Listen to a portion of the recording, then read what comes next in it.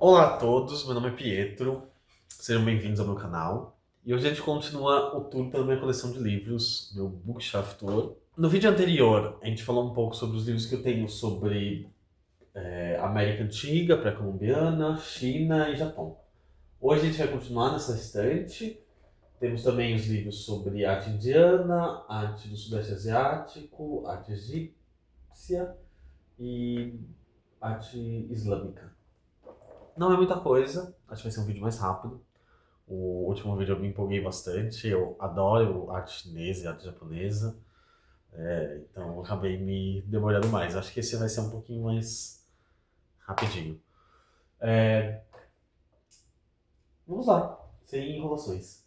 Arte indiana só tenho um livro, uma vergonha, deveria ter mais coisas. É um livro bem básico, também é daquela série que eu tinha falado antes, World of Art, da editora inglesa Thames and Hudson.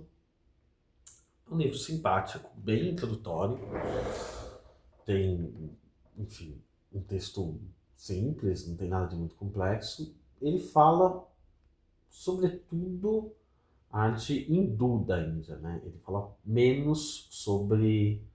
Se é que ele fala alguma coisa, acho que ele nem fala. A arte... fala um pouco, sim. A arte muçulmana, né? A arte islâmica da Índia. E, enfim, é um tema que eu conheço pouco, preciso ler mais, quero ter mais livros e, enfim, comecinho.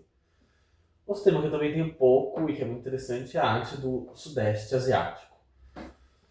O Sudeste Asiático está um pouco na esfera de influência da Índia. O Sudeste Asiático, para quem não sabe, é Camboja, Vietnã, Tailândia, Laos, Birmânia, Java e Bali. É essa região, né? Tirando o Vietnã, que tem bastante influência chinesa, no geral o Sudeste Asiático é mais influenciado pela Índia. Tanto que você tem uma arte hindu no Sudeste Asiático, né, de deuses hinduístas, mas você também tem, a partir de um certo momento, ainda que mais tardio, a arte budista. Você tem, por exemplo, em Borobudur, que é um lugar muito famoso, um templo muito famoso, tá aqui, cadê Borobudur? Tá aqui. Esse templo, é uma maquete isso aqui. Ele é um templo budista, tem, sei lá, quantos milhares de Budas lá. Mas tem as duas religiões e o foco do Sudeste Asiático é sobretudo o Camboja, que é o que a gente chama de civilização Khmer, Angkor. É uma civilização que existiu lá até, eu não sei exatamente quanto, até o final da Idade Média. Existiu lá uma civilização, depois meio sumiu, assim, meio se desfez. Depois você tem os reinos da Tailândia, da Birmânia, enfim, é um mundo à parte, né? Esse é um livro bem introdutório, eu comprei faz assim, nem um mês, não li ainda, não posso dizer muita coisa.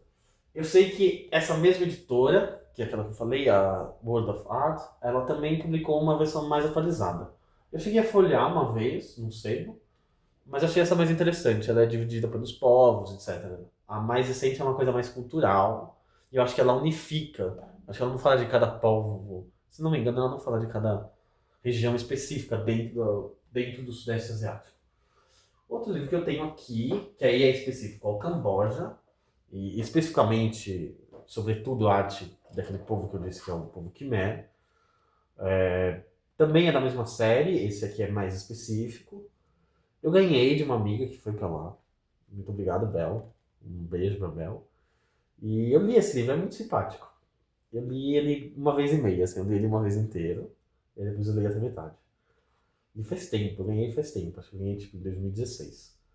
E é bem legal. Ela fala pela história, né? Ela orienta pela história, então ela mistura escultura e arquitetura. Pintura não sobrou pintura, né? Porque é uma civilização que foi descoberta em algum momento, né? Os templos estão na floresta, enfim. Acho que a maioria das pessoas conhece Angkor, né? Aquela imagem daqueles templos na floresta. Eles têm uma escultura maravilhosa. Tem grandes obras de escultura. Tem uma que a autora desse livro destaca bastante, que é muito bonita. E é bem no começo, que é essa aqui. Ela tem um movimento, né? Uma coisa muito sofisticada. Apesar de ser um povo distante e pouco conhecido, eles tinham uma arte muito sofisticada e muito opulenta, assim. Os relevos, é uma coisa maravilhosa. Em seguida, nós vamos para um outro mini hiperfoco, né? Um interesse que eu tinha muito quando eu era pequeno, que é Egito. Eu, quando era pequeno, era uma dessas crianças que tinha vários interesses, assim. Eu gostava de insetos, gostava de dinossauros, e em algum momento decidi gostar também de Egito. Minha mãe me deu, assim, quando eu era bem pequeno, uma revista National Geographic, bem bonita, sobre o Egito. E aquilo foi me seduzindo, né?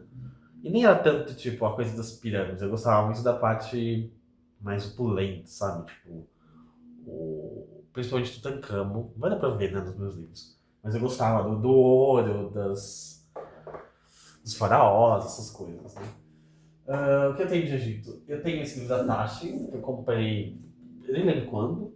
Eu era pequeno, não era tão mais velho. É um livro fraco, é um livro bonito, mas é um livro fraco. Não é um livro sobre a arte egípcia. Poucos livros, existem poucos livros sobre a arte egípcia. A maioria das pessoas assume que ela nunca mudou, que ela passou sei lá quantos mil anos igual e não tem muitos livros sobre a arte egípcia. É meio estranho isso. Esse livro é de uma editora que é famosa pelos livros de arte, mas ele não é um livro de arte, é um livro de cultura e tal. Vizinhos estão furando a parede hoje. Obrigado. Sábado. Que dia lindo pra você furar a porra da parede. Um livro fraco, não tem nada de muito especial. Tem temas interessantes, mas não tem nada muito especial. Não recomendo com nenhuma grande veemência, não. Esse aqui, Apelo Emocional, também foi o primeiro livro que eu ganhei do Egito, tirando, né, o livro da revista National Geographic. É um livro que eu comprei no sebo quando eu era bem pequeno, super antigo. É um livro da Time and Life, né, que é uma revista, eles faziam uns livros de civilizações, essas coisas. Não tem nada de muito especial, mas é um livro legal. E eu li ele quando eu era pequeno. Um dos primeiros livros que, assim, que eu li. E não entendia nada, né? Mas é bem interessante, ficou gravado na minha memória. Esses livros, assim, que a gente pequeno a gente vai folheando, folheando, folheando e fica na cabeça. Livro legal. Tem umas imagens legais, assim, de como construir uma pirâmide. Quando eu era pequeno, eu lia os livros, eu não via vídeos cretinos no YouTube, então nunca tive essas ideias, assim, de que as pirâmides fossem feitas por aliens ou coisas do tipo. É bem intuitivo como elas são feitas. É que a gente não tem noção da força de trabalho que foi exigida, né? É escravidão, e anos, e muita gente. Mas é literalmente ficar empurrando pedra por cima de rampa. Enfim, é um livro legal. Um introdutório legal. E não é um livro cretino. Tem sobre o alfabeto. Eu era louco pra saber o alfabeto, né? Queria aprender egípcio quando era pequeno. E queria que as pessoas me ensinassem, mas ninguém sabia isso, né? Então, coisas que a gente gosta quando é pequeno. E no final tem a parte sobre o Tutankhamon, que é o. Quem não sabe Tutankhamon? Acho que todo mundo sabe quem é o Tutankhamon. Quem não sabe, Tutankhamon é um faraó, morreu muito novo, na 18ª, 19ª dinastia, não sei o número da dinastia.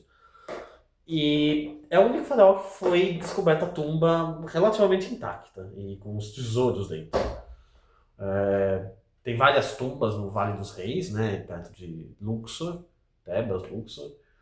E a maioria das tumbas já tinha sido saqueada há milênios, mas a do Tutankhamon estava fechada. Ela tinha sido saqueada, mas não tinham roubado a maioria das coisas que estavam lá, então ela ficou lá.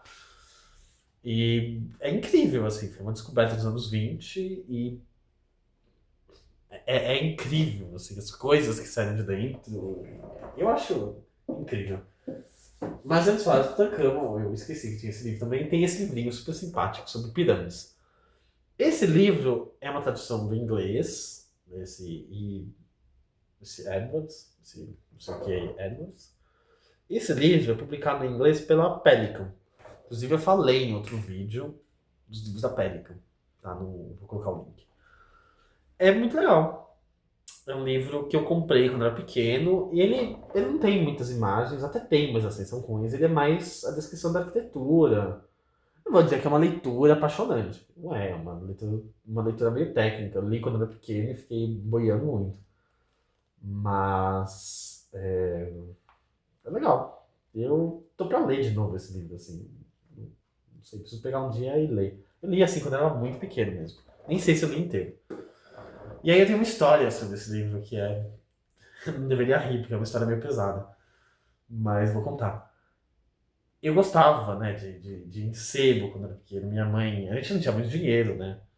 Então, minha mãe sempre me ensinou assim, ir em sebo e negociar os livros. Nunca aceitar o preço que dão. Sempre, mesmo que seja muito barato, você sempre pedir um desconto. E eu, assim, desde pequeno era assim. E eu acho que eu ganhava muito desconto porque eu era muito fofo. E, assim, os vendedores ficavam com dó, né? Aquela criança pedindo desconto. E eu ia pouco em livraria. Minha mãe não achava tudo caro. Então, eu fazia ir nos sebos. E aí, eu enchia a paciência dela para ir nos sebos e queria livro do Egito, queria todo tipo de livro que não era tão fácil de achar. E eram livros caros. Ela ficava meio. Aí ela me mandava ir com a minha avó, a minha nona. E aí uma vez a gente foi, eu e minha nona, até a Paulista, não morava na Paulista, pegava metrô, bem pequenininho. Pegava metrô, fui até a Paulista e fui até a Consolação. E tinha um sebo lá perto, que eu acho que eu tinha visto em alguma revista, em algum lugar. Eu vi que tinha um sebo e eu queria ir. E fui no sebo, não era nada de muito especial, era um prédio, assim, perto da Consolação, na Rua da Consolação. E fui com Dona Imaculata e achei esse livro, comprei e tal. Ela comprou umas coisas, eu até lembro que ela comprou a Divina Comédia, uma tradução portuguesa da Divina Comédia. Ela tinha em italiano, mas ela não tinha mais naquela época. E aí ela comprou uma traduçãozinha da Divina Comédia e eu comprei isso aqui. E aí todo mundo muito feliz, fui voltar. Na época não tinha baldeação da linha amarela, né? A Consolação era só a linha verde. E fomos pegar o metrô. O que aconteceu? Estava eu com o meu livro, dando Imaculata e tal. O trem chega. E tinha chovido naquele dia. O trem chega e vai entrar, né? As pessoas saem e tal. E vou entrar, eu escorrego. E eu entrei com as duas perninhas no vão entre o trem e a plataforma. E aí foi um alvoroço. Eu vi tipo, um monte de gente correndo pra me levantar. Foi muito rápido. E, e é isso. E a gente ficou em choque. Eu lembro de entrar no vagão, sair e tal. Fiquei muito nervoso. Mas assim, ficar com vergonha, assim. Parece que eu tinha feito algo muito errado. E eu via todo mundo me olhando, assim, com uma cara de espanto. Foi meio chocante, assim. Não vou dizer que foi um trauma, porque não... era pequeno, gente. Mas eu fiquei com um roxo nas pernas, assim, por um mês. Porque a perna entrou no negócio e eu fiquei lá, prensado. E quando eu cheguei em casa, minha avó não quis contar pra minha mãe. E minha mãe descobriu depois com o roxo, ficou em surdo. Falou, o que aconteceu? Aí eu falei, eu tava com a nona, estava no metrô e eu caí. Minha mãe ficou transtornada. Enfim, minha história que não tem nada a ver com o livro, mas que eu tive que contar, porque, enfim, meus livros têm história também, né? E a gente gosta de contar. Eu acho que talvez ninguém goste de ouvir, mas é isso. Aí entramos no meu verdadeiro hiperfoco, que é Tutankhamon. Tem 4 livros sobre Tutankhamon. O primeiro que eu tive, que é esse aqui. Esse aqui é um livro que saiu em banca. Ele é um livro em inglês, foi traduzido. E tinha essa editora, uma coisa assim, que fazia livros para banca do jornal. Eles tinham alguns de civilização e eles fizeram alguns sobre o Egito. Eles custavam, acho que, a gente tá falando assim, tipo 2009, 2008, deve ter a data aqui. Eles custavam, em média, nossa, não diz a data disso aqui. Acho que não diz a data. Pelo que entendi, 2007, na verdade. 2007. Tipo, aqui tem um 2007. Mas pode ser um pouco posterior. Eles eram vendidos em banca, eles não vinham como uma revista, eles eram simplesmente livros de banca. E eles custavam, eram tipo coleções, o primeiro fascículo custava R$ 20, e aí depois eles custavam R$ 40. Eram livros bem feitos, assim, materialmente não, eles soltavam as páginas, eu tive vários que começaram a perder as páginas e vários problemas, a qualidade de impressão não era espetacular, mas eram livros legais, e eu comprava, né? Quer dizer, eu fazia minha mãe comprar, ela odiava, porque era uma fortuna na época. 2007, R$ 40 não era barato, pra você gastar todo mês, toda semana. Não lembro qual era a periodicidade, eu acho que era a cada 2 semanas. E aí eles lançaram um só sobre Tutankhamon, que eu tive que comprar, etc. E muito bonito. Esse é um livro que tem inglês. Você vai, eu acho que eu fui esses dias na Martins Fontes, aqui, né, da Paulista, que é aqui do lado de casa. Eu fui e tinha esse livro em inglês, e ele é bem caro, assim. E eles fizeram as versões em português. Esse livro, ele é meio um catálogo das coisas que tinham na tumba, certo? Dos tesouros, etc. Não sei se está dando pra ver. É um catálogo. Eles estão organizados por tipo de coisa. Então, tipo, joias, caixas de cosméticos, ó, joias, aí tem as joias. A qualidade das imagens não é espetacular, tá? Não é um papel bom, tipo, é um livro de banca de jornal, né, gente? Mas, quando eu era pequeno, me diverti muito. E, enfim, muito bonito. Tudo muito bonito, tudo muito incrível. Enfim, é maravilhoso que isso tenha chegado até nós, né? Parar pra pensar. Aqui tem os bastões, tem todo tipo de coisa. É, é muito legal. Nossa, isso aqui é maravilhoso, né? Tipo, isso aqui eu acho que é, sei lá quantas pedras assim, tem isso aqui, não sei. 4 peças de pedra só, esculpidas, que fazem esse porta-perfume. Isso aqui é um vaso de perfume, tá, gente? Enfim, os tesouros, essas coisas maravilhosas. É, depois eu comprei um que. Esse aqui é mais legal pelo texto. Ixi, acho que é livro, eu já tava assim. Esse aqui é mais legal pelo texto, as imagens são fracas, ele não é focado nos tesouros, tanto quanto ele é focado na descoberta da tumba. Ele tem umas fotos bem gore da múmia que foi encontrada, né? A múmia do faraó. Não sei se pode mostrar no YouTube. Eu vi isso quando era pequeno e aparentemente não me chocava tanto. Quer dizer, me chocava um pouco, né? Mas. Enfim, e tem os desenhos do cara que descobriu, né? O Howard Carter. E são lindos os desenhos, né? De tudo que estava no corpo do faraó, né? Na múmia. Ixi, passei pela foto da múmia, até a foto dos bebês também. É meio perturbador, assim. Não sei se para as crianças é bom, mas eu não comprei isso aqui criança, mas eu vi essas imagens nas revistas e tal. E divertido, né? Não sei. Aí tem. Ele fala das. Ele é mais de texto, né? Ele é um texto bom. Ele é bem explicadinho. Ele tem, por exemplo, fala dos trompetes, né, que foram descobertos, que, enfim, foram tocados na BBC, e aí o cara que tocou explodiu o trompete, né? Porque o negócio tem há 2000 e, sei lá, 3000 anos, né? E aí ele foi tocar o trompete e o trompete explodiu. Acho que, enfim, curiosidades. É muito fascinante. Tutankhamon é incrível. Comprei livros sobre Tutankhamon. Aí temos mais um, que eu também não li. É, é um livro da, sei lá, Des Roches Noblecourt. Um livro francês. Tá em inglês esse aqui. Ele é bem legal. Eu comecei a ler, mas eu não terminei. E ele é mais também de texto, ele é mais, acho que a história do faraó no geral, o contexto. Tem as imagens bonitas, né, de algumas coisas, mas ele é mais um livro de texto. Eu comprei isso aqui num grupo do Facebook e a moça que me vendeu, acho que ela tinha feito egiptologia. Aí a gente ficou conversando no metrô, quando eu fui pegar o livro. Muito simpático.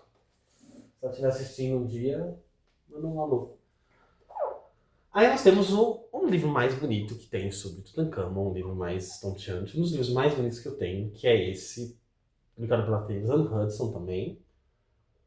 Esse aqui eu esqueci de falar, né? Esse também é da Thames Hudson, é do Nicholas Reeves. Esse aqui é escrito pelo famoso entre aspas, né? Pelo conhecido Zahi Hawass, que é um egiptologista famoso. Ele é um guia pelas. Ele é como aquele primeiro que eu mostrei, da banca de jornal, ele é um guia pelas coisas que foram descobertas. Ele não está organizado por tipo de objeto, ele está organizado pelo lugar onde eles foram descobertos. Então tem os objetos da primeira sala, os objetos do anexo. Tem 4 salas, né? Tem uma sala principal, tem um anexo, tem um que eles chamam de tesouro, né? Que é onde tem o Anubis, tinha os órgãos dele também, as vísceras. E aí você tem a sala do sarcófago, né? Que tem milhares de sarcófagos, um dentro do outro. Acho que não são milhares, mas são tipo uns 8, 7. Enfim, ele coloca na ordem. É lindo o livro, as fotos são ótimas, a qualidade de impressão é divina. Eu vou tentar mostrar, mas é difícil. E ele é quase todo feito de ele é quase todo feito de posters, né? De páginas que se abrem, por exemplo.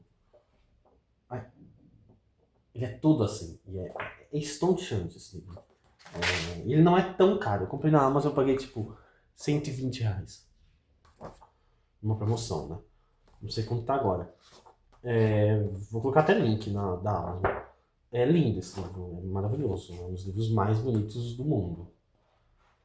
E eu não sei se estou conseguindo mostrar isso aqui. É meio um pouco difícil de manusear. Não tem tudo. Ele não é um livro que tem tudo. Ele omite algumas coisas até que famosas. Por exemplo, aquele vaso que eu tinha mostrado no outro vídeo, ele não tem. E... Ai, é lindo esse livro, né? Olha só. É uma delícia isso aqui. Posso passar... Quando eu tô nervoso, assim, dá tudo errado na minha vida, eu pego esse livro, folheio e eu fico um pouco mais calmo. É muito bonito. Olha isso, gente.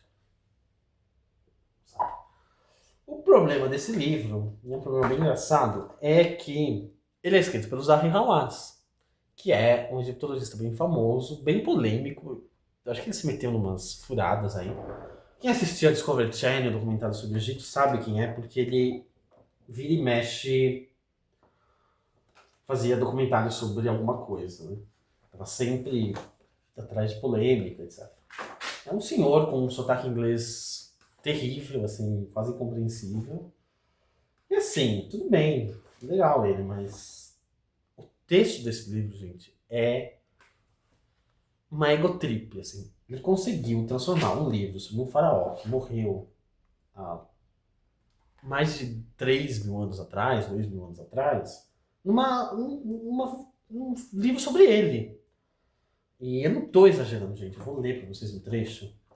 Assim, é chocante o nível a egotrip do homem, né? É chocante. Enfim, é muito bonito, né?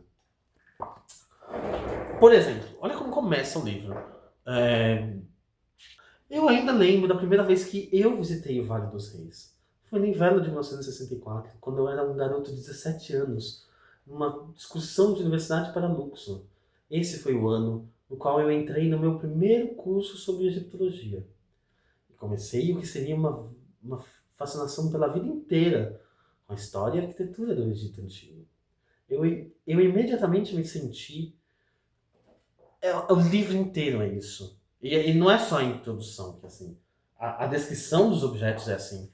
É insuportável, sabe? Não dá pra ler. O ideal é que você tenha esse livro de imagens e tenha pelo menos esse livro pra conseguir aprender alguma coisa válida, né? Ele não é especialista no Tutankhamon, eu acho. É meio... Ó, certo? Eu abri um negócio aleatório. Primeira frase. Quando eu olho para esse objeto, eu sinto como se eu estivesse... A quantidade de vezes que ele usa a palavra I em inglês, né, nesse livro, eu ainda acredito... É chocante, é absolutamente chocante, assim, é um nível de ego trip inédito na humanidade, eu acho. Brincadeira, não deve ser, mas... Enfim. Sobre a máscara, né, do Tutankhamon, a famosa máscara. Que não é essa da capa, é essa aqui. Essa máscara sempre está na minha mente. Eu imagino que é de 1925 e eu estou vendo ela pela primeira vez, escondendo a cabeça e o peito do rei. Será que eu tiro a máscara e danifico a múmia? Ou eu deixo a máscara e mostro a múmia com a máscara? Eu faria o que Carter fez e tiraria a máscara, ainda que eu tivesse que desmantelar a múmia, ainda que eu tivesse que desmembrar a múmia. Cara, foda-se o que você faria. Ninguém quer saber o que você faria, sabe? Tipo, escreva um livro sobre algum assunto que não seja você. É insuportável. Mas o livro é lindo, eu recomendo. Compre, não leia, mas compre. Enfim, eu já tive que lidar muito com uma pessoa que era exatamente assim, que conseguia transformar a coisa mais absurda possível numa ego trip. E realmente me deixa extremamente nervoso ter que lidar com pessoas assim que precisam essa coisa assim do, a minha vida, a minha não sei o que, não, porque pra mim não sei o que. Não tenho paciência. Fiquei nervoso aqui, vou ter que dar uma pausa, tomar uma água. Não sei lidar com isso, me deixa transtornado. Enfim, sei que eu tô fazendo um vídeo, eu falei da minha história caindo no metrô, mas assim, não é a mesma coisa, entendeu? Tipo, isso é um vídeo do YouTube, é uma conversa. Agora, você fazer um livro impresso com, sei lá quando, ser sobre a sua experiência pessoal é absurdo, entendeu? O dinheiro de gente, fotógrafo, trabalho de gente, e você fazer aquilo ser sobre você. Você tá louco? Você toca, né? Enfim. Vamos se acalmar aqui, vou tomar um calmante depois dessa. Mas é lindo o livro é lindo, tem que comprar se você gosta, é lindo, mas não leia, porque senão você vai ficar. Se você for como eu, você vai ficar nervoso. Tá, Egito. Eu não tenho nada da Mesopotâmia, tenho que ter em algum momento, não achei ainda nada num preço legal. Sei mais ou menos os livros que tem, mas não tenho, preciso ter. E também não tenho nada sobre África, né? Egito tá na África, mas eu não tenho nada. Sei, tem um livro que eu quero muito ter. Tem dois que são bons. Sobre a arte africana mais antiga, né? Não tô falando da arte africana atual, que é um pouco fora do. Eu sou uma pessoa mais de velharia, né? Não sou uma pessoa tão de atualidades. Tem dois. Tem um que é bem simpático dessa série, né? Que foi traduzido pela Senac. Não comprei ainda. Não deve ser caro, mas eu sei que foi traduzido pela Senac. Mas o que me parece melhor é um que foi publicado pela Oxford. Vou colocar a capa aqui. Enfim, eu cheguei a ler alguma coisa online, mas eu não tenho esse livro. Queria ter, é um livro legal. E Mesopotâmia eu não sei recomendar assim, qual é o melhor. Mas, enfim. Aí nós temos arte islâmica. Primeiro que eu tenho é esse da Phaidon, que é uma editora inglesa. Ela tem uma série de livros sobre, enfim, alguns temas da história da arte, livros acessíveis para iniciantes, chama Art and Ideas, arte e ideias. E eles têm esse aqui sobre arte islâmica. Ele é escrito pelo Jonathan Bloom e a Sheila Blair, que são um casal de estudiosos de arte islâmica muito bons, muito respeitados. Eles têm esse livro introdutório que eu li e eu não posso recomendar o suficiente, é muito bom. É muito esclarecedor, assim, eu não tinha nenhuma noção desse assunto. E me explicou tudo que eu poderia querer saber. Ele fala de arquitetura, fala de pintura, fala de escultura e tal. Mas ele não faz como eu disse sobre outros livros, né, na primeira resenha, nos livros sobre a China, ele não faz uma divisão tão anacrônica, né? Ele não impõe as nossas categorias de arte na arte islâmica. Então ele separa, ele divide em 3 épocas. Ixi, caiu um monte de coisa aqui. Ele divide em 3 épocas, que é de 600 a 900, 900 a 1500, e depois 1500 a 1800. Dividido em 3 épocas. E ele divide cada época em 4 categorias. As artes do edifício, as artes do livro, né, da escrita, então ele fala de caligrafia, as artes do tear, que são os tecidos, etc., e as artes decorativas. Então, por exemplo, pintura está nas artes dos livros, porque as pinturas muçulmanas e islâmicas são, sobretudo, ilustrações de livros. Tem umas muito famosas, tipo essa aqui. Cadê? Tipo essa aqui, muito famosa. São maravilhosas e tal. Tem um certo preconceito, né? Muita gente acha que, enfim, o Islão, o Alcorão proíbe a arte. Não proíbe a arte, ele proíbe a figuração, né? A representação de. Ele não exatamente proíbe, né? Mas ele não estimula a figuração assim de Maomé. Você não pode sair fazendo Maomé. Mas fazia-se, né? Também Maomé. Tem representações da época do Maomé. Algumas foram apagadas posteriormente. É uma questão mais complicada, mas havia arquitetura. Sério que sábado não foi na parede aqui? Havia arquitetura e havia a. Ai, que saco. Havia arquitetura e havia as artes decorativas, havia pintura havia pintura de figurativa que não fosse, né, do profeta. Não tem pintura em tela, como não tem na China também, mas tem pintura e tem arte. Enfim, isso é um preconceito besta que algumas pessoas têm de que não tem arte, mas tem muita arte. Ah, não tem pintura europeia. Aí, não sei, assim, com qual critério que você vai medir, o que tem mais arte, onde, tem que ver a população, tem que ver uma série de coisas, né? Mas enfim, às vezes existiu e não chegou até nós. Não fazer comentários apovinhos. É bom. Eu ainda estou irritado por causa da ego trip do egiptólogo lá, né? Então, vou tentar se acalmar. Aí tem esse livro que é só sobre arquitetura e arquitetura até o século XIII, não é toda a arquitetura islâmica. Esse livro da Taschen é um livro feio, não tem nada de muito especial. Quer dizer, é um livro bonito até, pra folhear, não vou dizer que é um livro feio. Mas, aqui a capa é muito feia. Esse negócio aqui é muito ruim. Mas o livro é bonito. O problema é o texto. Esse cara, esse Erwin e tal. Ele não é um cara muito sério, não. Ele escreveu livros sobre absolutamente tudo. E sim, que provavelmente escreveu livros ruins sobre absolutamente tudo. E ele é famoso por achar que o busto da Nefertiti, né, o famoso busto da Nefertiti, é falso. Ele acha que é falso. Não sei o que alguém que escreve sobre a arquitetura islâmica do século VII ao século XIII tem a dizer sobre o busto da Nefertiti. Não sei criar essa polêmica toda. Não é um livro incrível.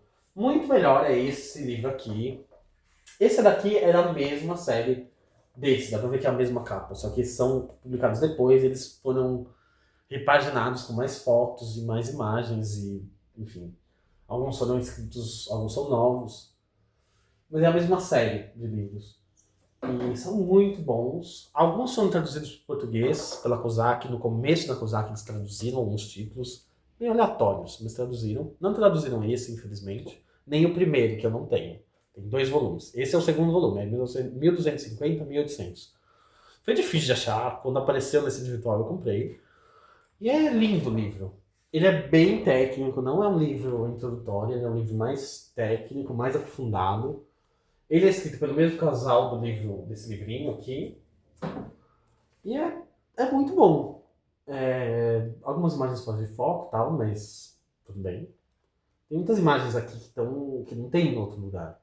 Tipo, não é um tema tão estudado assim, em língua inglesa. Tem muita coisa, assim. Não é um shade que eu queria fazer, mas não é um shade. A verdade é que lá fora, nesses países, né, no Afeganistão, etc., não tem. Eles não têm uma consciência eles podem até ter, mas é um jeito diferente de você olhar o patrimônio artístico. Então, por exemplo, questões de restauro são complicadas lá.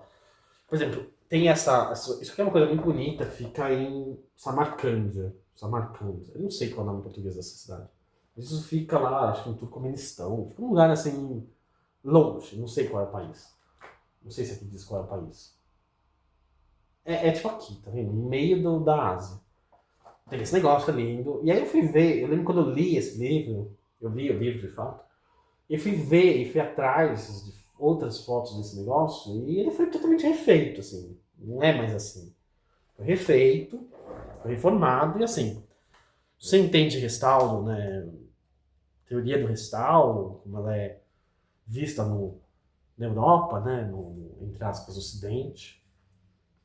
Tem uma ideia de você não sair refazendo as coisas como elas eram, porque você não sabe como elas eram no fundo, e você está criando um falso histórico. Mas lá não tem essa ideia. O Japão também não, eles saem reconstruindo as coisas. E não é uma crítica, mas uma abordagem cultural diferente ao patrimônio histórico. É uma outra abordagem, né? Tem que respeitar, mas também tem que entender que isso atrapalha um pouco os estudos, porque aí fica difícil um estudioso saber o que de fato é daquela época e o que não é. Mas enfim, tirando isso, tem coisas lindas. Isso é uma das coisas mais bonitas do mundo, que é a ilustração do Shahnameh, do sultão Shah da Pérsia. Shah, tem o nome dele. Tahmasp. É maravilhoso, é um dos grandes ciclos de pintura persa. E é muito legal, assim, o surto, porque é um manuscrito, que tem várias pinturas, e vou mostrar aí quando eu falo. É um manuscrito, tem várias pinturas, e ele esteve inteiro até meados do século XX. Em algum momento, aqui deve falar.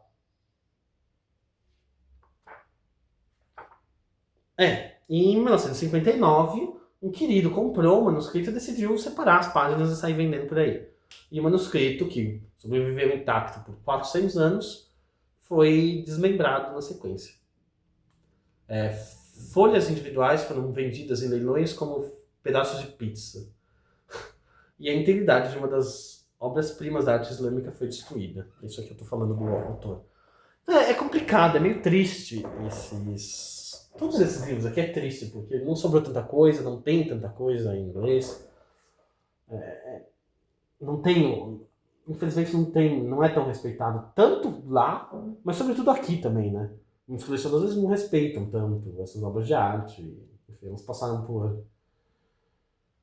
provações muito grandes. Tem, por exemplo, aqui alguma coisa sobre a Índia, né? A Índia islâmica. Tem, por exemplo, Taj Mahal. Enfim, esse livro é muito bom.